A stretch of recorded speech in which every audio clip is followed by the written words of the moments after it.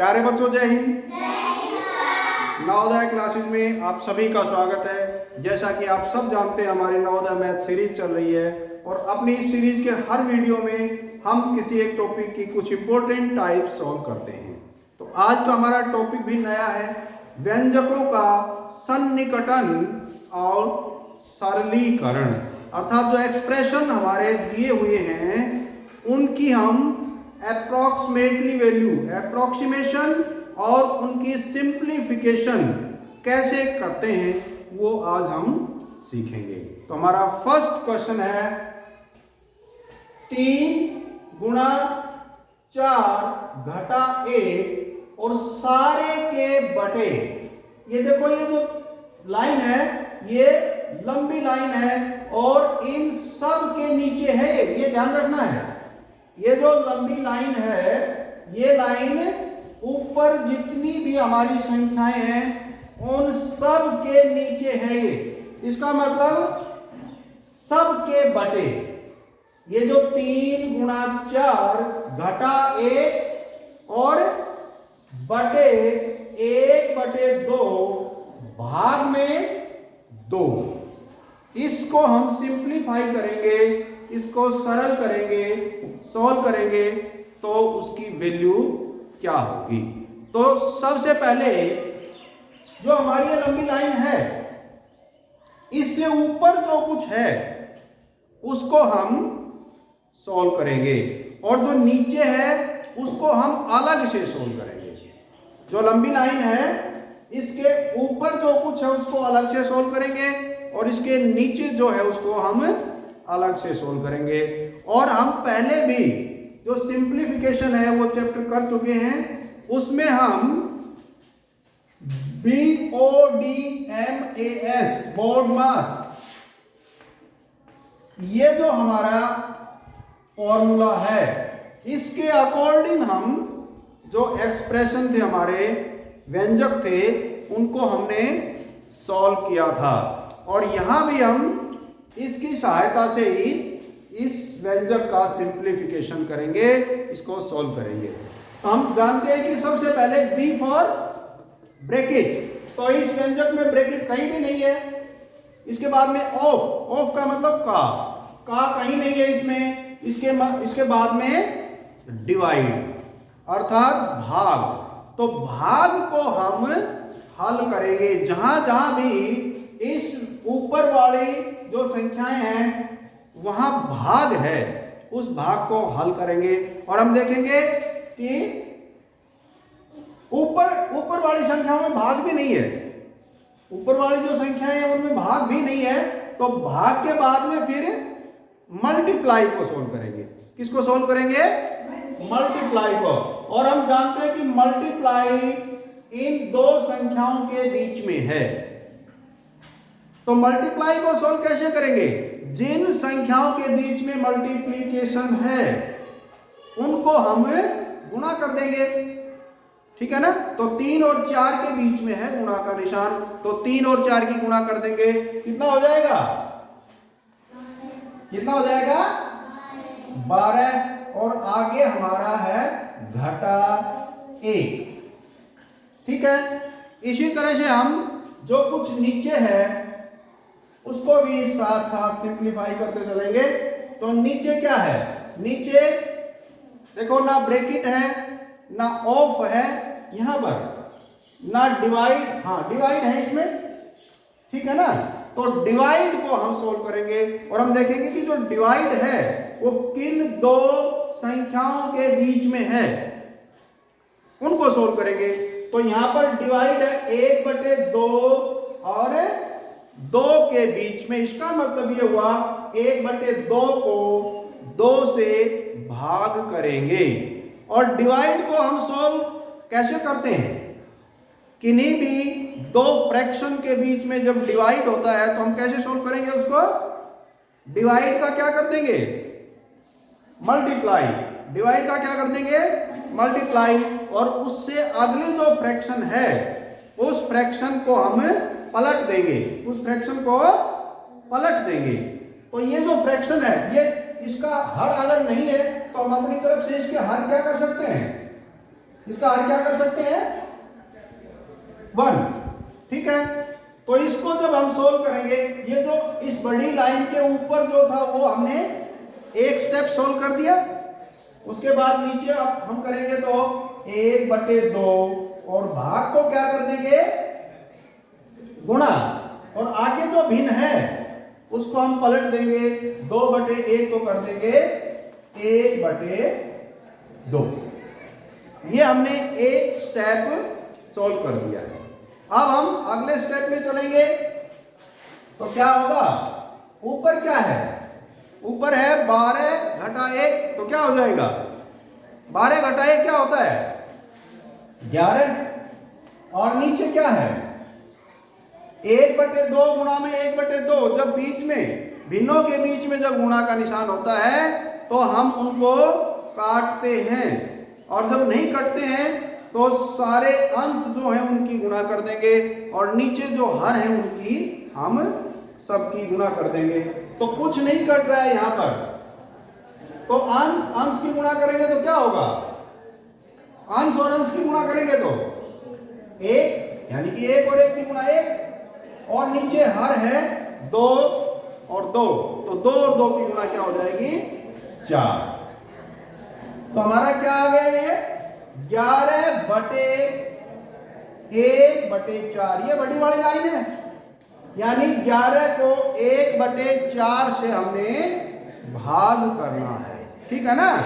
तो 11 को 1/4 से भाग करेंगे तो हम कैसे लिख सकते हैं, ऐसे लिख सकते हैं ना, 11 भाग में 1/4, 11 भाग में 1/4। इसका मतलब यही तो होता है कि 11 को 1/4 से भाग करेंगे। अब देखो इन दोनों के बीच में फिर भाग का निशान आ गया, और हम जानते हैं कि भाग को कैसे सोल्व करेंगे, भाग की गुणा कर देंगे और उससे आगे वाली जो फ्रैक्शन है उसको हम पलट देंगे, ठीक है ना। तो क्या आ जाएगा अगले स्टेप में, 11 आगे भाग का करेंगे गुणा, और जो अगली हमारी भिन्न है 1/4, इसकी क्या हो जाएगी 4/1, और बटे 1 लिखने से और नहीं लिखने से कोई भी उस वैल्यू पर फर्क नहीं पड़ता, तो हम 1 ना भी लिखें तो अब क्या हो गया, ये 11 गुणा में 4, और 11 गुणा 4 कितने होते हैं 44। ये हमने इस व्यंजक को सिंप्लीफाई कर दिया, और जो सिंप्लीफाई करने के बाद में जो वैल्यू आई वो आई 44। इसका मतलब ये जो हमारा व्यंजक था ये इस की वैल्यू 44 है, यानी ये सारा व्यंजक 44 के बराबर है। इसको हम 44 के बराबर भी लिख सकते हैं। क्लियर, आगे चलें, नेक्स्ट क्वेश्चन। निकटतम 100 तक करने पर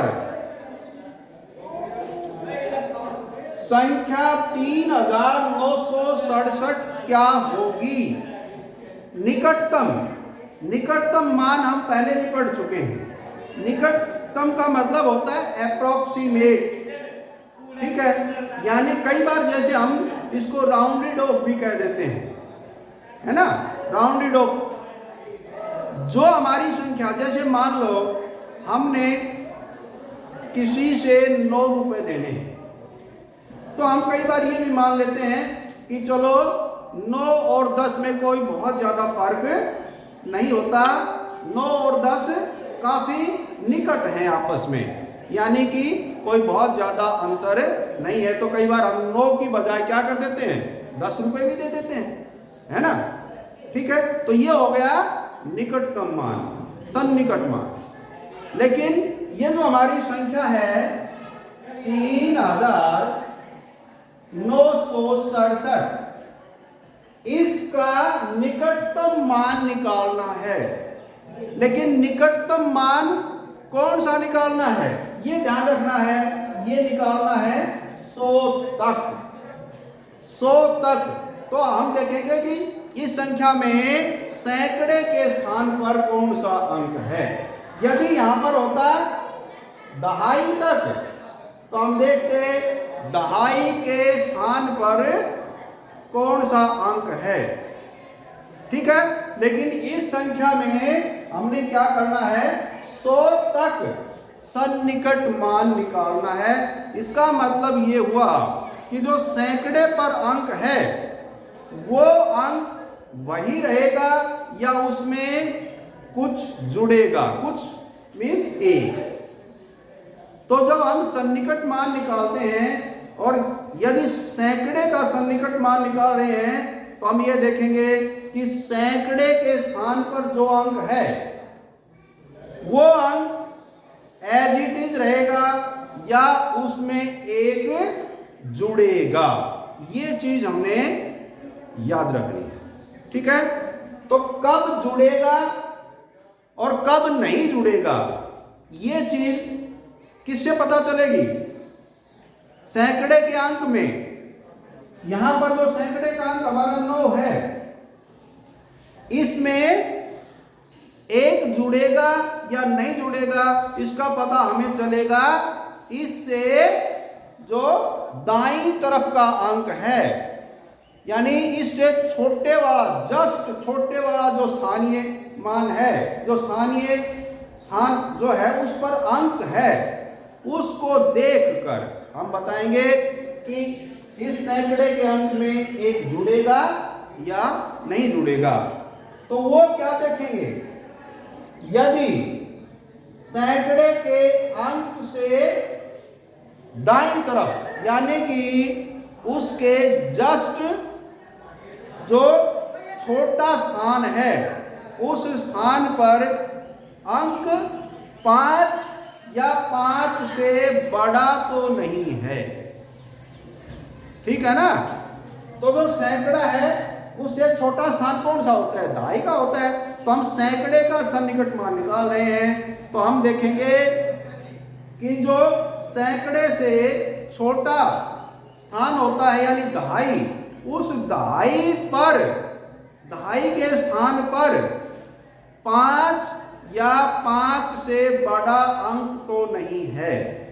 यदि 5 या 5 से बड़ा अंक है तो उस अंक में एक जुड़ जाएगा, ये याद रखना है। और यदि 5 से छोटा अंक है तो वो अंक, जिस अंक पर हम निकटतम मान निकाल रहे हैं वो वैसे का वैसा ही रहेगा। ठीक है, तो इसका हम सन्निकट मान निकाल रहे हैं और इससे पहले वाला जो स्थानीय मान, जो स्थान है उस पर अंक 5 से बड़ा है ना, यानी कि इसमें एक जुड़ेगा 9 में। ठीक है, तो 9 में एक जुड़ेगा तो क्या हो जाएगा 10, और 10 की 0 और हासिल एक जोड़ेंगे इसमें तो क्या हो जाएगा 4। ठीक है, और जो अंक बच गए ये छोटे स्थान की तरफ, इकाई की तरफ जितने भी अंक बच गए वो सारे अंक तो शून्य होंगे हर हाल में, चाहे हम इसमें एक जोड़ें या ना जोड़ें। इससे इकाई की तरफ जितने भी अंक हैं वो अंक सभी शून्य हो जाएंगे। तो इस प्रकार हम इन दोनों अंकों को क्या करेंगे, शून्य के बराबर लिख देंगे और ये जो हमारी संख्या आएगी यही इस 3967 के 100 तक निकटतम करने पर मान आएगा। तो इस क्वेश्चन का उत्तर अर्थात 3967 को निकटतम 100 तक करने पर संख्या क्या होगी 4000। समझ में आ गई? आगे चलें, नेक्स्ट क्वेश्चन। किसी संख्या के आधे के 1/3 का चौथाई भाग कितना है, वो 20 के बराबर है। उसकी वैल्यू 20 है, उसका मान 20 है। किसका मान 20 है?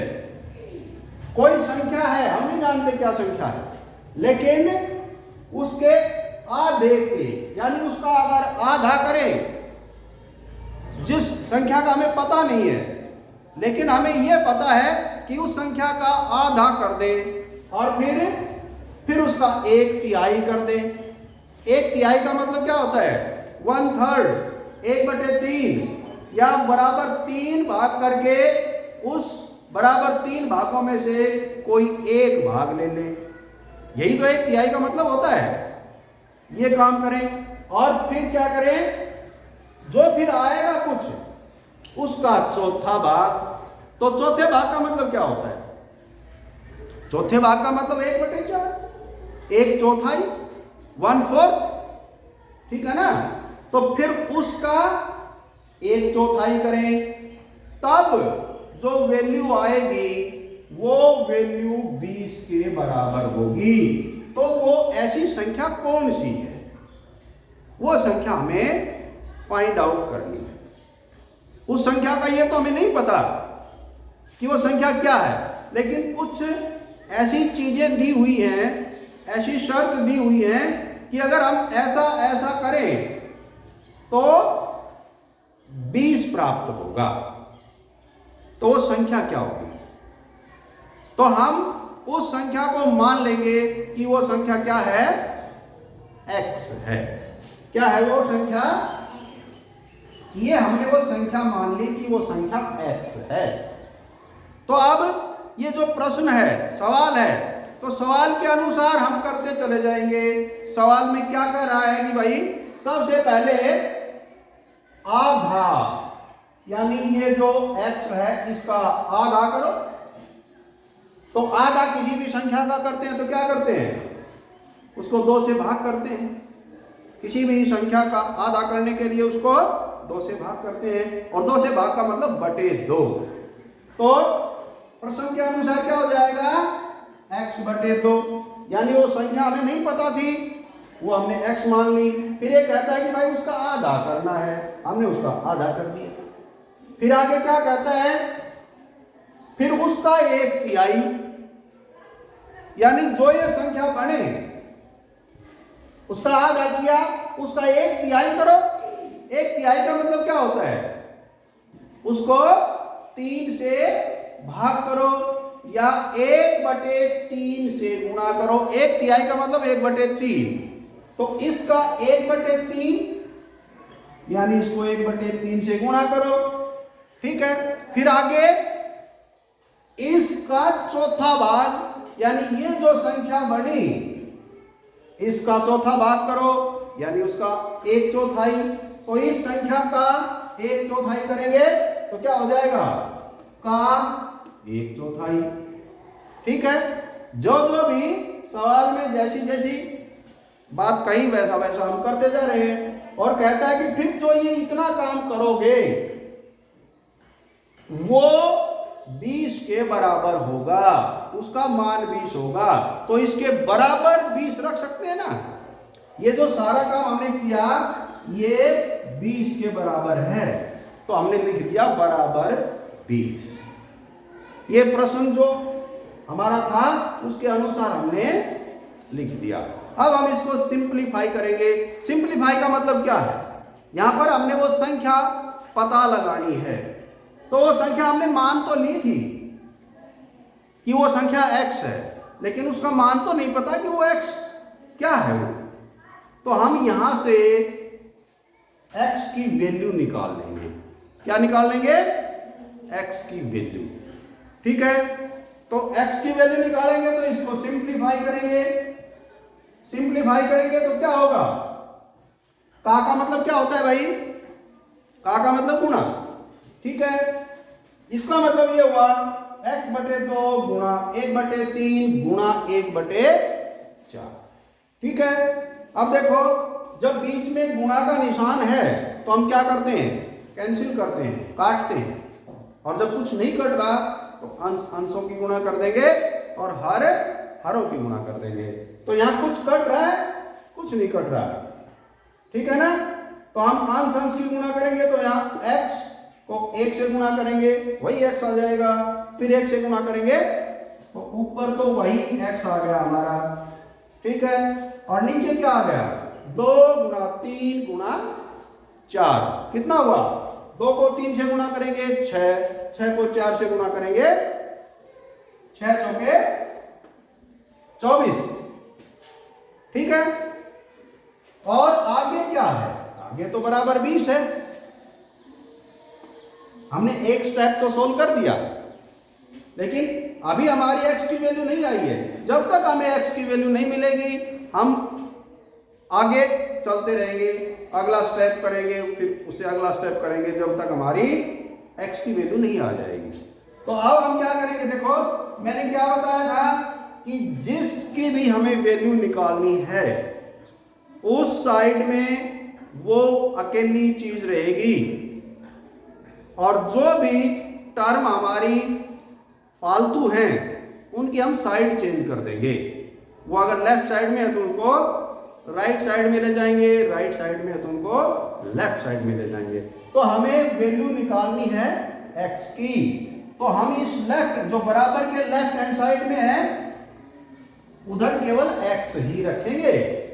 ये चीज फालतू है, यानी कि इसकी साइड चेंज करनी पड़ेगी। तो साइड चेंज करने का भी नियम हमें पता है कि पहली साइड में यदि डिवाइड कर रहा है कोई तो वो दूसरी साइड में जाकर क्या करेगा, मल्टीप्लाई करेगा, ठीक है।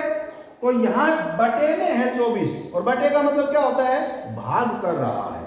बटे का मतलब है भाग कर रहा है, तो इसकी साइड चेंज करेंगे तो इधर जब जाएगा ये राइट साइड में तो ये गुणा करेगा। तो यहां से तो ये हटा दिया हमने, और इधर ये जब जाएगा तो क्या करेगा, गुणा करेगा। अब यहां पर क्लियर हो गया है कि जो x की वैल्यू होगी वो 20 और 24 की गुणा होगी, ठीक है ना।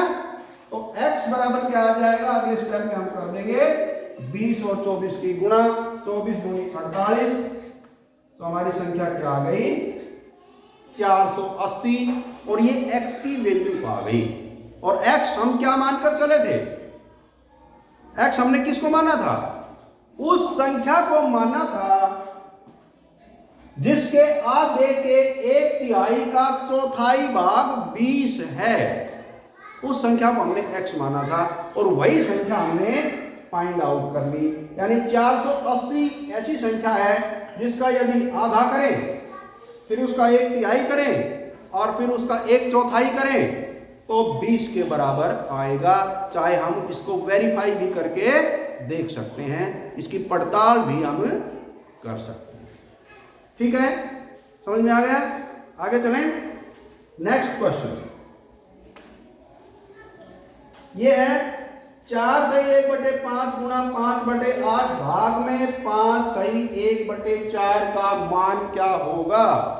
तो वही बोर्ड मास की सहायता से इसको सोल्व करेंगे। सबसे पहले तो हम देखेंगे कि कोई भी फ्रैक्शन यदि मिक्स फ्रैक्शन है, मिश्रित भिन्न है, तो सबसे पहले तो हम उसको अनुचित भिन्न में बदलेंगे, और फिर उसके वहां जो भी साइन हैं उन साइंस को सोल्व करेंगे बोर्ड मास की सहायता से, ठीक है।